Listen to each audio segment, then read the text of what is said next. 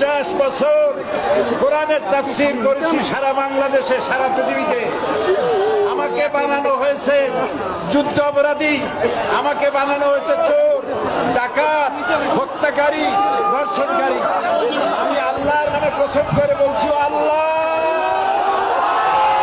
তোমার জাতের কসম, তোমার ইজ্জতের কসম, তোমার সম্মানের কসম, 1971 সনের এক ফোঁটা বালি বা কাদা আমার গায়ে লাগে নাই, লাগে নাই, লাগে নাই। আমার শুধু কাজ ছিল কোরআনের প্রচার করা। নাস্তিকবাদীরা সহ্য করতে পারে নাই, জালিমরা বরদাস্ত করতে পারে নাই, তার জন্য আমাকে বন্দী করে রেখেছে। আমি শাহাদাতের তামান্না করি, আমি শহীদ হতে চাই, তবে চোর, ডাকাত ইত্যাদির বদনাম নিয়ে মরতে চাই না।